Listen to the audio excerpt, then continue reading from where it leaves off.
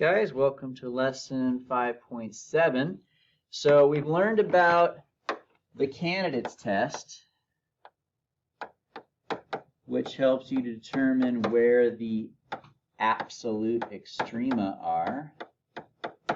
We've learned about the first derivative test, which helps you know where the relative extrema are.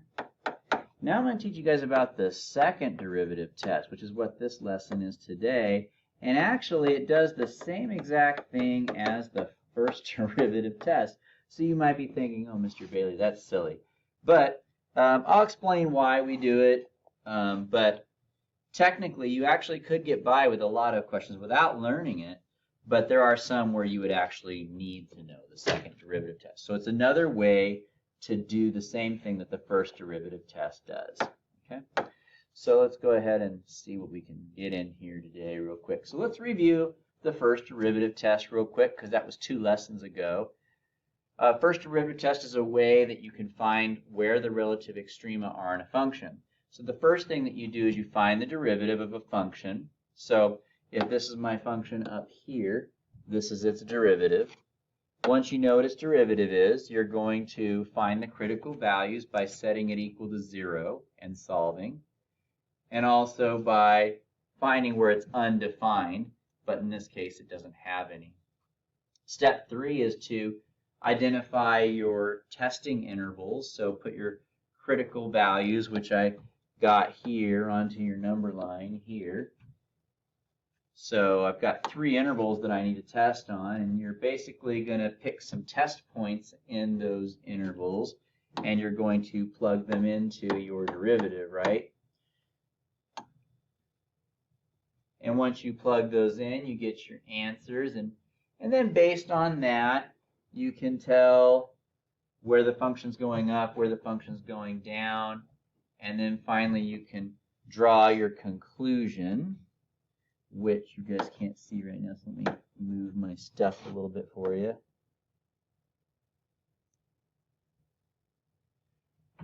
And since in between -1 and 1 it goes up and then down, that means that f of 0 would be a max, and between 1 and 3, since it goes from going down and then up, that would mean that f of 2 would be a relative minimum. And so that's the first derivative test, okay? And that's something that we've already learned this year. Let's go ahead. Now this is something else that we talked about here. We also learned last class that the second derivative, when it's greater than 0, that means your function's concave up. And when your second derivative is negative, that means your function's concave down. So now we can actually do something a little bit different with our first derivative test. Okay?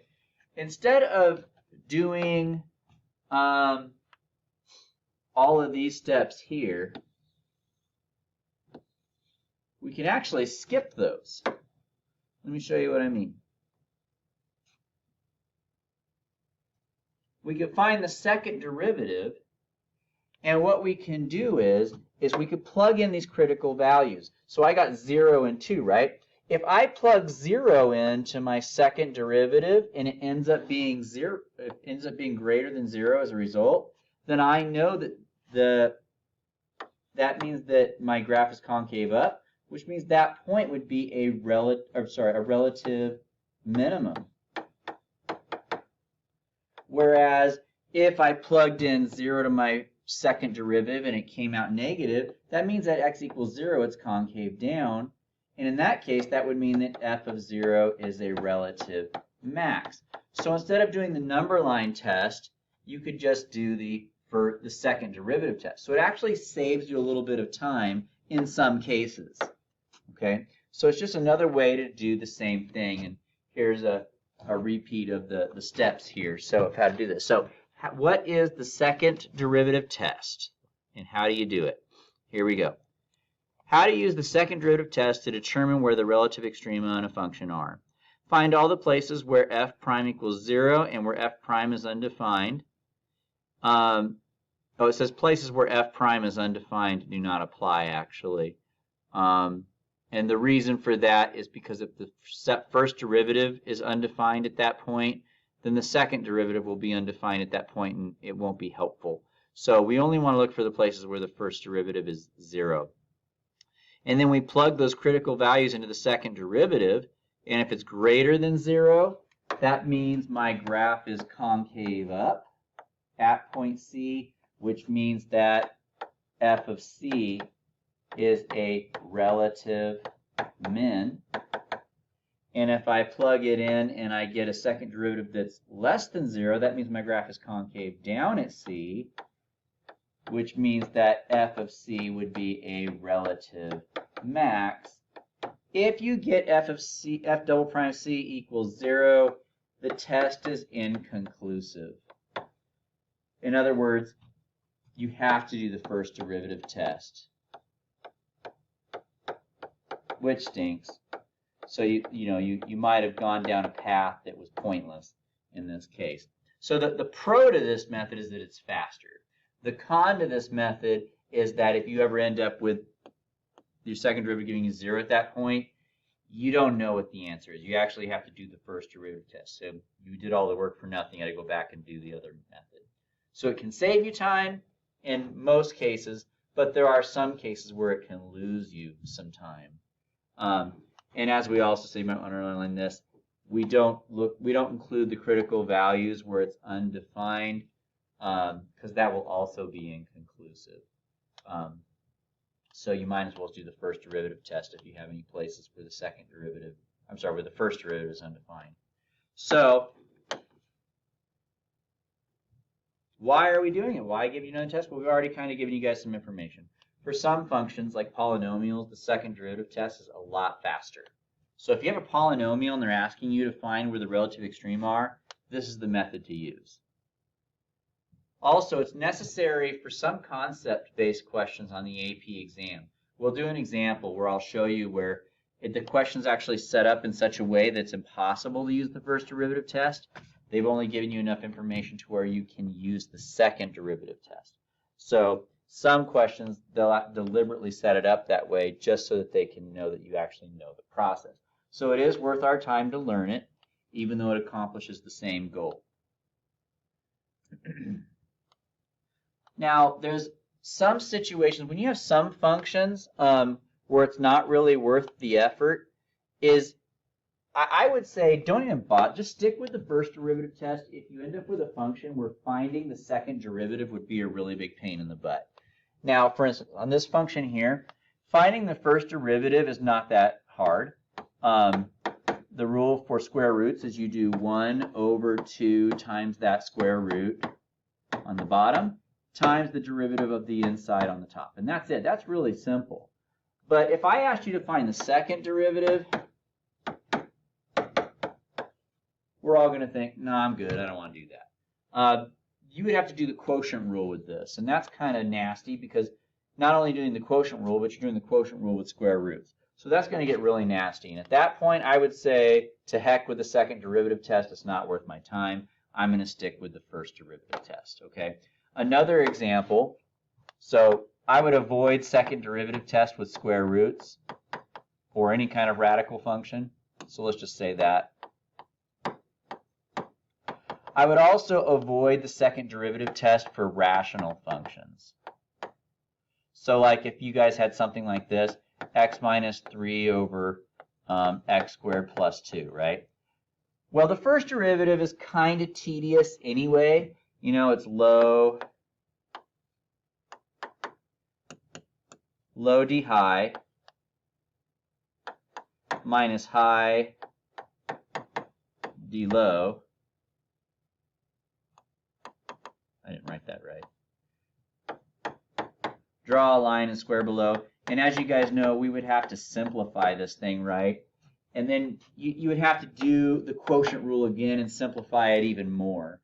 That's another situation where I'm going to say, you know what? I mean, you could. I just would discourage it. It takes, I mean, the whole point of the second derivative test really is to make things go faster. And with derivatives like this, it's not going to make it go faster. it's going to make it take longer, and you'll probably end up making a mistake because the derivatives get pretty complicated. So when is the second derivative test not really worth the effort? When finding the second derivative is really tedious. But when is it a great idea? For polynomials. So please use it. If you are given a polynomial, do the second derivative test. Way faster, super simple, awesome. All right.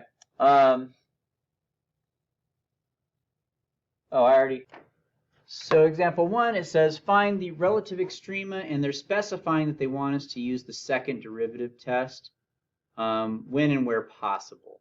Okay, so now this is a polynomial, and as I mentioned before, a polynomial is a perfect opportunity to use the second derivative test. It's usually a lot faster. All right, so the first thing that we're going to do then is we're going to find our critical values. Or more specifically, we want to find where f prime of x equals 0. So let's find our derivative first of all. The derivative of that would be x to the third. The derivative of that is going to be negative 6x squared. And the derivative of 4 is 0, so that piece just goes away. And we're going to make that equal 0. So next we're going to go ahead and factor this to solve.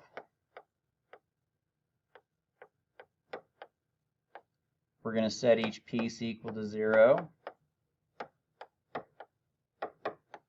And solving each one, we end up with 0 here, and we end up with 6 here. So I end up with two critical values, and these are possibly relative extrema. Now usually at this point what we would do is we would do the first derivative test, and we would find the intervals and do the first derivative. This time we're going to do it a little bit differently. We're going to do the second derivative test.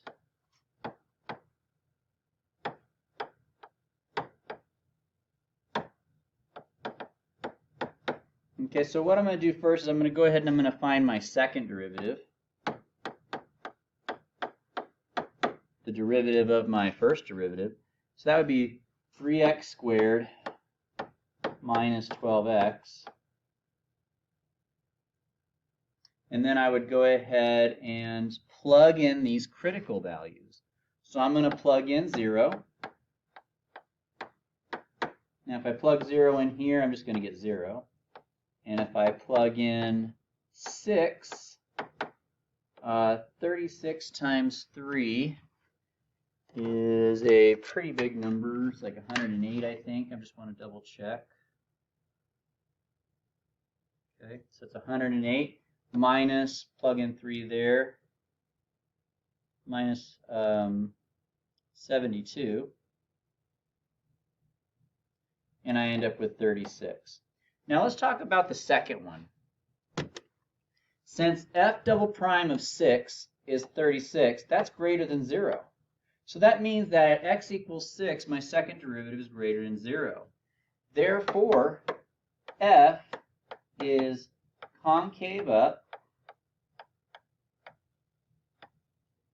at x equals 6. And since this is a relative extrema, that means that f of 6 is a relative minimum. Okay? Now you don't have to put that stuff there. That's just me explaining. On your notes I would put it, but when you answer on a test, all you really need to do is say, okay, since this is greater than 0, that would make this necessarily a relative minimum. Okay? But now this one, I made this problem happen like this on purpose. This is an unfortunate outcome here. F double prime of 0 equals 0. When that happens, the second derivative test is inconclusive. That doesn't mean that it's a relative max. It doesn't mean that it's a relative min. In fact, it doesn't mean that it's not either. All it means is that we don't know. The second derivative test failed us. Now, that's undesirable that that would happen because the whole purpose of using the second derivative test is that we would save time and not have to go through that first derivative test. But whenever it does fail, unfortunately, that means we ended up making our job a little bit harder. And now we got to go back and do the first derivative test anyway. So number 3, since second derivative test failed for x equals 0, we need to use the first derivative test.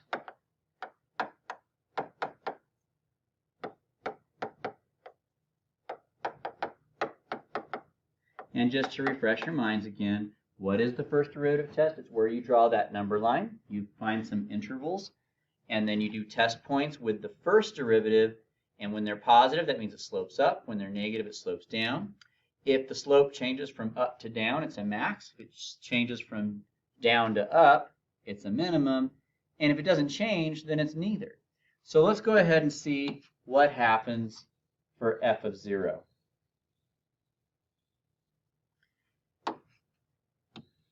All right, so I really only care about 0.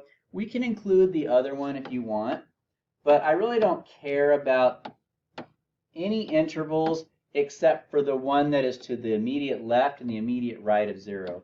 I don't care about this because I already know that that one's a relative minimum, so I don't need to stress out about that. The only reason why I would say you might want to include the 6 up there anyway is because you don't want to accidentally plug in a number that's too big, like f of 7, right? You want to pick a number that's between those two. So I'm going to pick f of 1 and f of negative 1, and we'll see what happens here. Oh, and by the way, I'm sorry, we're plugging it into the first derivative. So let's do that. If you were to plug, what was my first derivative? I deleted it. It was x cubed minus 6x squared. So if I were to plug these numbers into my first derivative, I would end up with negative 1 minus 6, which is negative 7.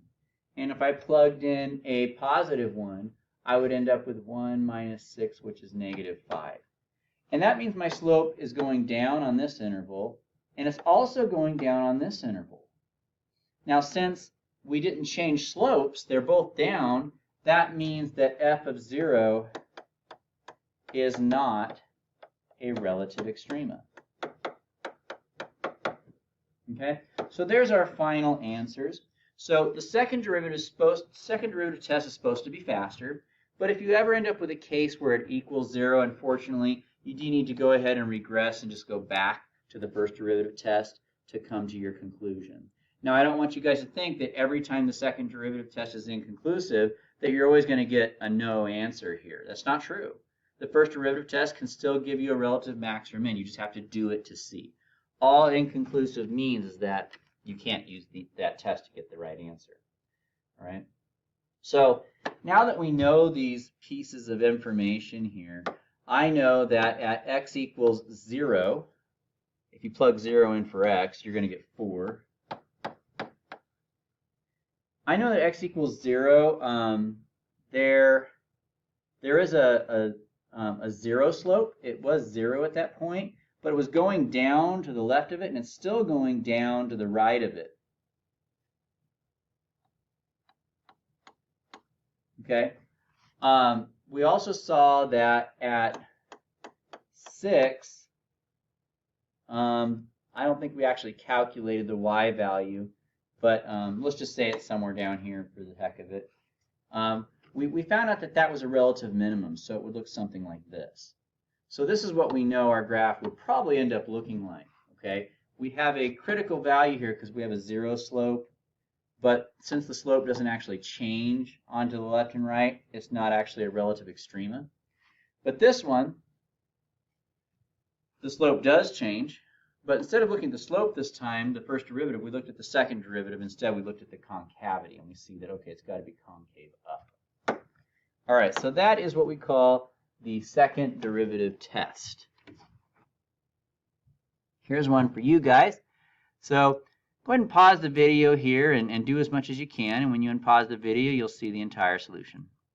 So the final answer is that we have a relative max at f of negative 2 and a relative min at f of 1. So first of all, we start by finding our critical values. That is where the derivative equals 0. So this is the derivative, x squared plus x minus 2, and we set that equal to 0. to solve, you would factor it and then set each factor equal to 0. And we get these critical values, -2 and 1. Then we move on to the second derivative test. So we need to find the second derivative, and we plug each one of these critical values into the second derivative. For the first one, I end up with -3, which is less than 0. That means my graph is concave down at that point, which means that f of -2 would be a relative max. It would be happening at the top of the graph. This one's greater than 0, so that would be a relative minimum. And so that is our final solution there for that. All right, guys, so we're going to go ahead and look at the second derivative test and even a little bit of the first derivative test, but just from the context of a table, which we haven't done yet. So let's go ahead and do that. First of all, let's analyze the table a little bit. This top row up here tells us the values of x. So this column here is for all values of x that are less than 0. This is at the point where x equals 0. This column is for all those values of x between 0 and 1. And this column is for 1, and so on and so forth. So this is the values of x up here. This row here is your f of x row. You can also think of that as your y values, right? So now you'll notice this is blank. And the reason for that is because, you know, when x is less than 0, y is going to be a whole bunch of different things. So I'll just draw it. You don't need to draw this, but just go ahead and keep this in mind. Like, let's say I have this graph here. Well, on this portion of the graph, for all the values of x less than 0, sometimes y is positive, like when it's above the x-axis, and sometimes it's negative. So when x is less than 0, we can't really say what the y values are. It's not definitive enough. So it's just going to be left blank, and that's going to be information we don't need. But we do know that when x equals 0, y equals 3. Once again, between 0 and 1, we don't know what the y values are. At x equals 1, the y value is 2. And at x equals 3, the y value is -4. So once again, on these interval regions, we're not going to have y values given to us. For the f prime of x, I put question marks here. And this is different. It's because we actually can figure those out. We're not going to know you know, what numbers they are, but we will know whether they're positives or negatives. And we'll get to that a little bit later. But for now, f prime is your slope row. Okay, so basically this tells us the slope of your function. So I don't know my slope yet, but I will for these two. But here I notice that the slope is 0, which means we have a horizontal tangent line. Here I know the slope is negative, so my graph is going in a downward direction on this interval.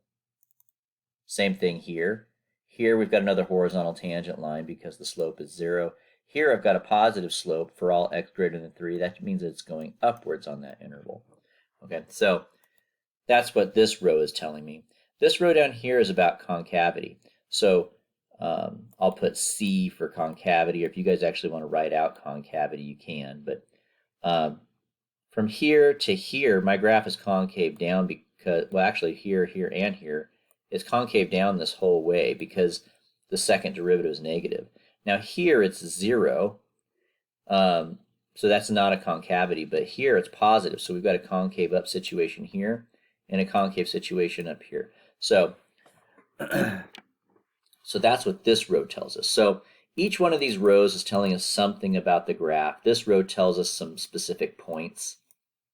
These two rows together tell you points on your graph. This row tells you your slopes. This row tells you your concavity. So knowing all that, let's go ahead and get started here. The way this example is going to work is I'm going to do one problem, and then I'm going to switch over and let you guys do a student practice that matches it on the next slide. And then we'll come back and do the next one, and so on and so forth. So identify any critical values indicated by the table. Now, as you guys know, critical values are found where f prime equals 0,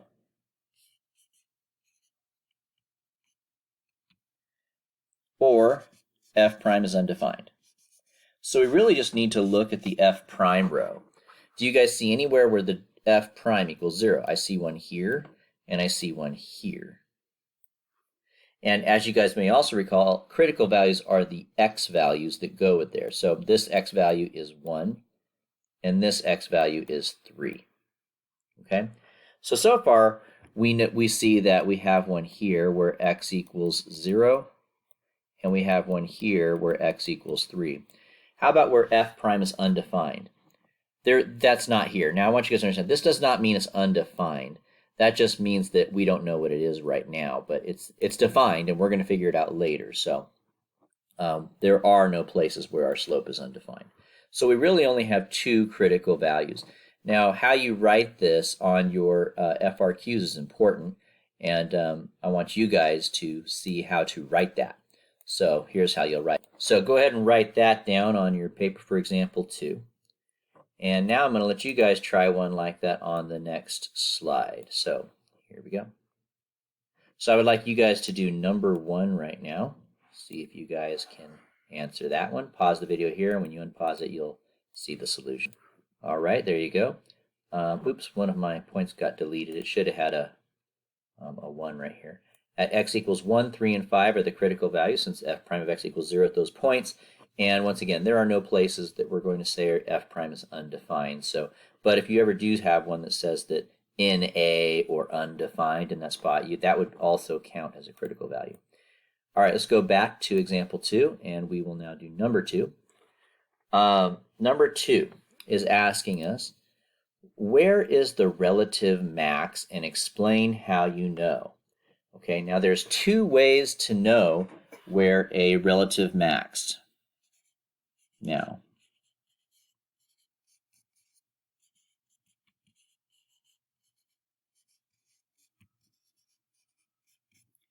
we have learned 2 ways. Last time we learned about something called the first derivative test.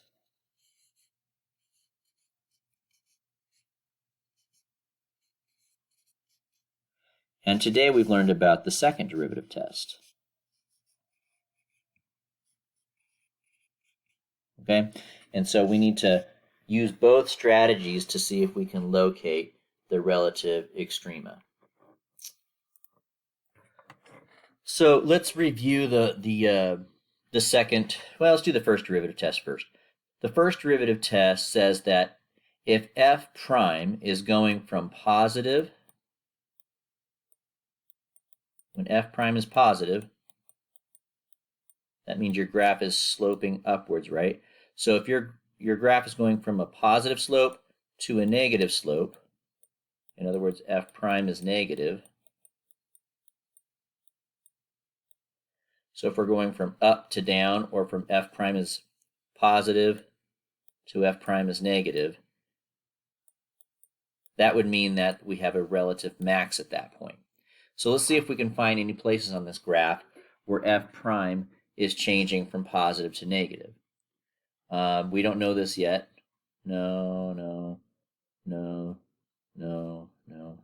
So here we're going from negative to positive.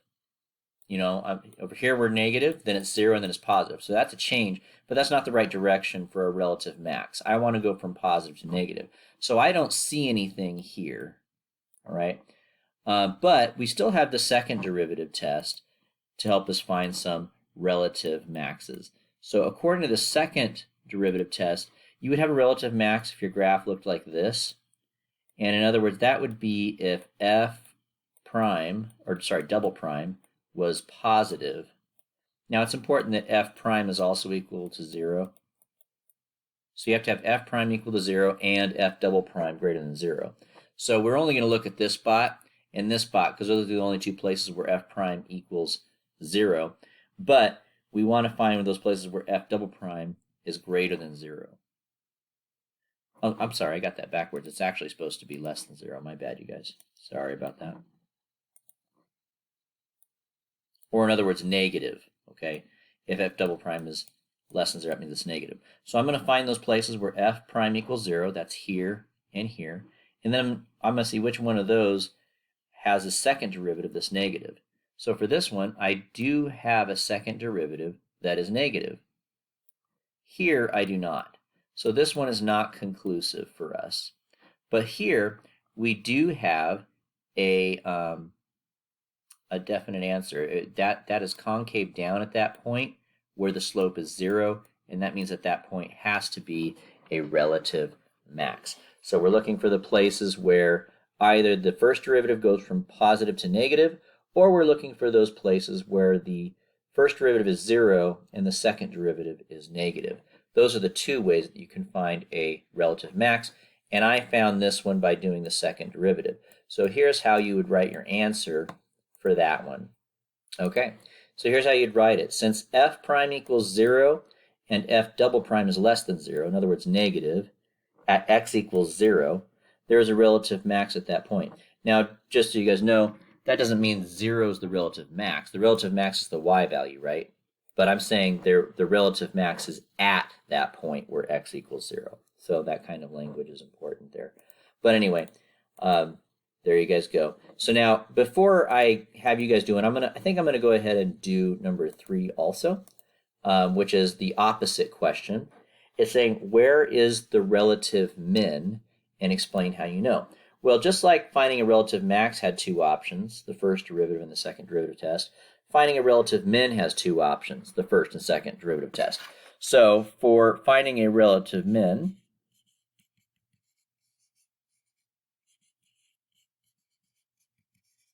we have the first derivative test, and then we have the second derivative test. Now, I don't have a lot of space here, so I'm not writing test, but I'm just writing deriv. But you guys can make your notes make sense to you, okay? So if you can put it on there, first derivative test, go ahead. I'm just using shorthand here. So for the first derivative, a relative min happens when you go from a negative slope to a positive slope. In other words, f prime is going from a negative slope to a positive slope. Okay? In other words, less than 0 to greater than 0. All right? So let's take a look at our table here. Where is f prime changing from negative to positive? Well, that's right here.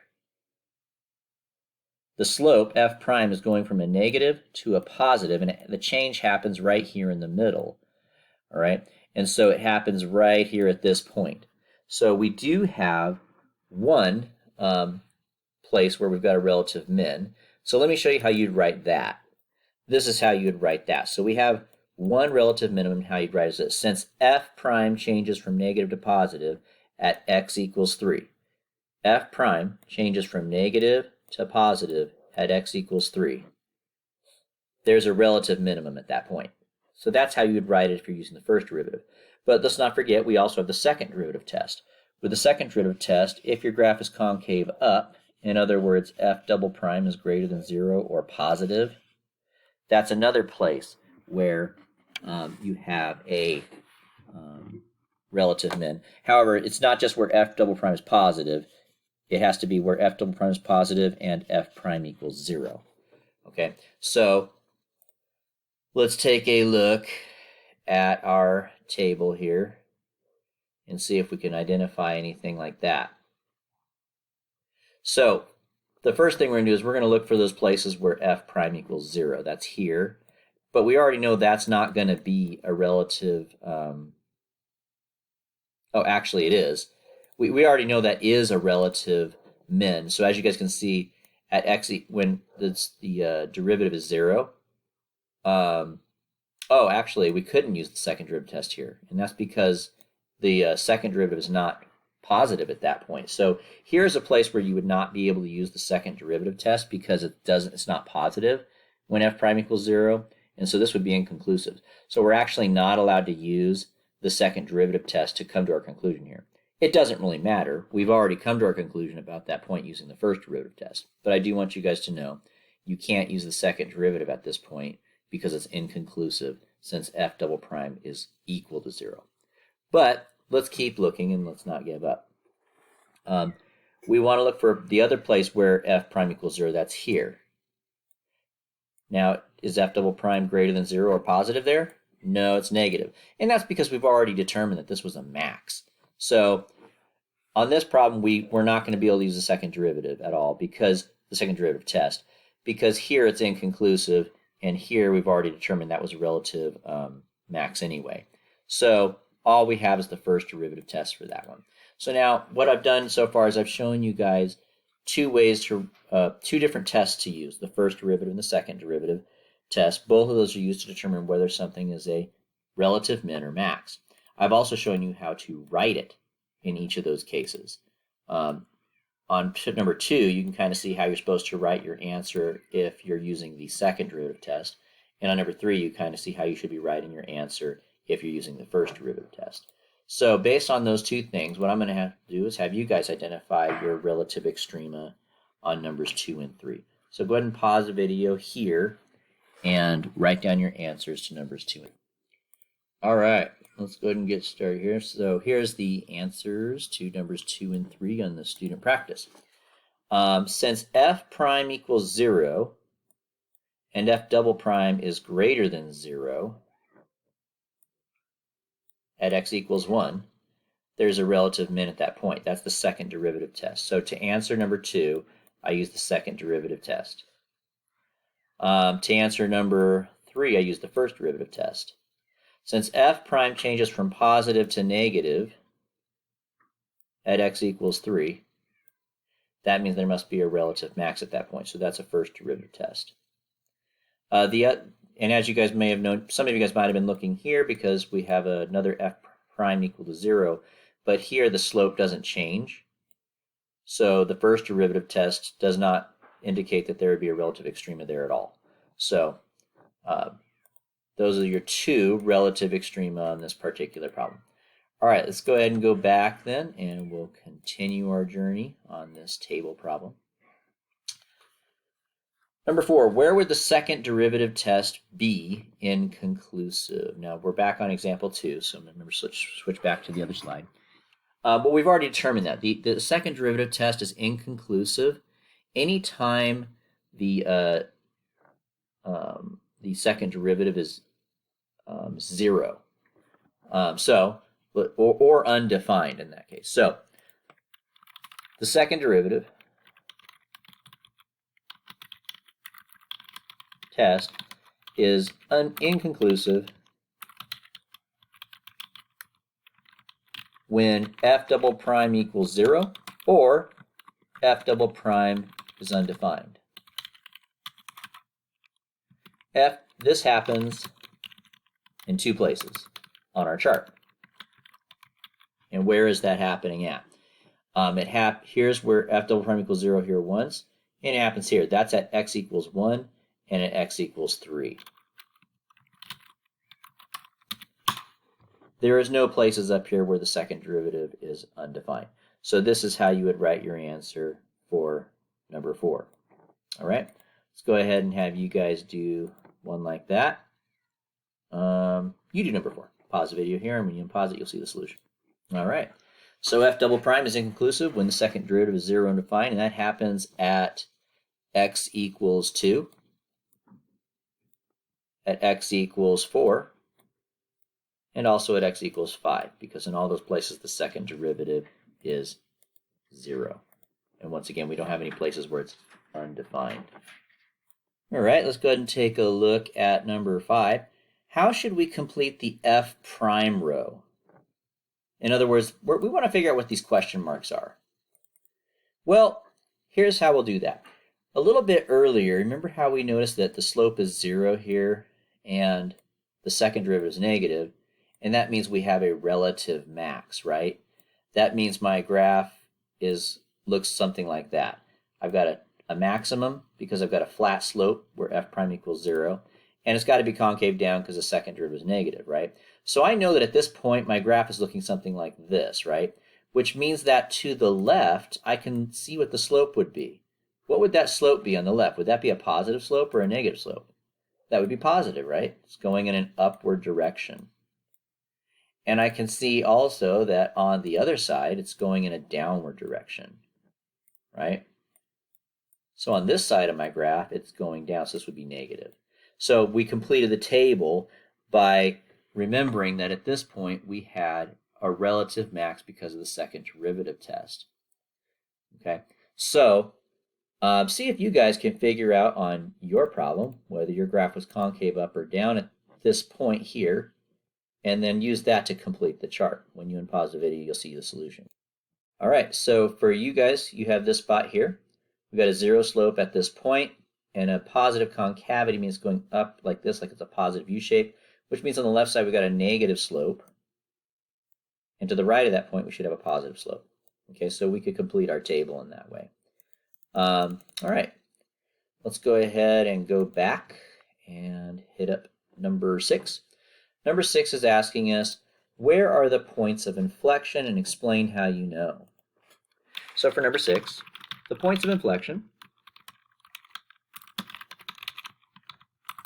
occur where f is defined and f double prime changes from, well, actually we'll just put changes signs. It doesn't matter whether you're going from positive to negative or negative to positive. It doesn't matter. But it does have to be defined. You can't have a point of inflection if there's no point there. But the main thing we're looking for is, does the function's concavity change at that point? Does it go from negative to positive or from positive to negative? I only see one place where that happens. That happens right here. We're going from negative to positive at this point, and the point is there, and so therefore it's defined. And so we could say this occurs at the point 1, 2. Okay. Now you could put the actual point, or you could say, once again, this occurs at x equals 1. It doesn't matter. It just depends on what the question's asking for. I wasn't specific. So you could put either one. Well, actually, it does say what's the point of inflection, so it's probably better to write it as an actual point. But all right, we'll go ahead and have you guys try one of these. Go ahead and pause the video here, and you guys do number 6. When you unpause it, you'll see the solution. All right, f double prime is changing signs here, going from positive to negative at the point 2, 2. It's changing from negative to positive here at the point 4, 2, and it's changing again here from positive to negative at the point 5, 0. And so those are your 3 points of inflection. All right, let's go ahead and take a look at our last problem here. The last thing that we want to do is we want to sketch a graph of this function. Okay, so let me make some space for myself here on this one. We want to sketch a graph. We want to turn this into a picture. We really have enough information. Earlier we said that this was positive and this was negative, and that's going to be helpful to us as we go through and try to sketch this graph. Okay, so you're going to want to go through this in a series of steps. The first thing you're going to want to do is you're going to want to plot the points. So plot your points first. Okay, so let's do that. I've got 3 points that I'm going to plot. 0, 3 is here. 1, 2 is here. And then 3, negative 4 would be about here. Okay, so I've got my 3 points. That's the first thing you're going to want to do. Next thing you're going to want to do is you're going to want to sketch your slopes. Sketch your slopes. And for that, you're going to look at your first derivative row. So for all x that's less than 0, I have a positive slope. So for everything to the left of x equals 0, I have a positive slope. So I'll change colors here. So from here to here, I've got a positive slope. For all x less than 0, we should be moving in an upward direction. And then when we reach 0, my slope is 0. So you can kind of just roughly sketch a flat line there if you want to.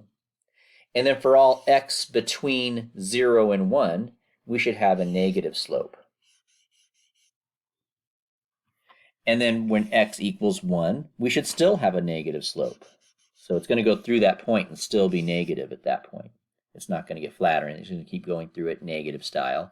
And then from 1 to 3, it stays negative. So all the way up until this point down here, it's negative.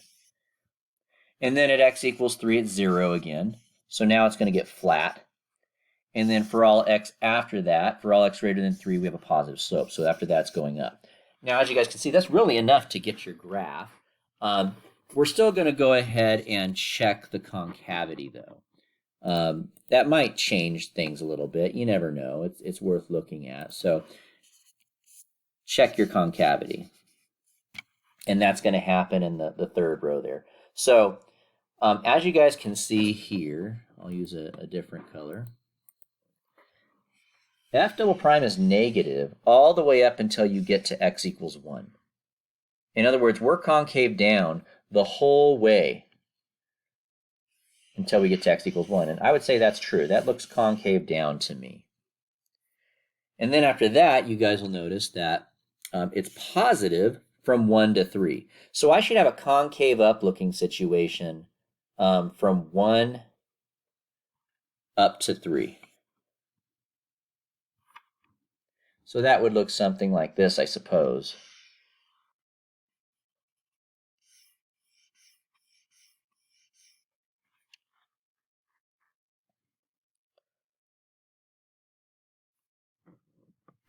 All right. And then after that, it's positive again. So it just kind of keeps curving up at that point. So I've got my curve up there. So it didn't really change the shape of my graph, but it's a good thing to check. Something might come out of the woodworks as you're doing that. But so in this order, you would want to go through and first of all, just start by plotting your points, then sketch your slopes. After that, you should have a graph, but check your concavity at the end to make sure it matches your graph. Okay, so all that being said, I'm going to let you guys go ahead and try to do this one. And don't forget that we had decided that this was a negative slope and this was a positive slope. All right, so go ahead and pause your video here. When you unpause it, you will see my solution. And I'm going to actually just work it out for you. But go ahead and pause it and try it on your own first. All right, so let's work it out. We have our points here. I'm going to plot all those. 1, 0, 2, 2, 3, 4, 5, 0. All right, I think that's all the points, if I'm not mistaken. All right, now I'm going to go through and do my slopes. So for all x less than 1, we should have a negative slope. So for all x less than 1, we have a negative slope, so it should be going in a downward direction there. And then at x equals 1, we should have a 0 slope, so that'll be flat.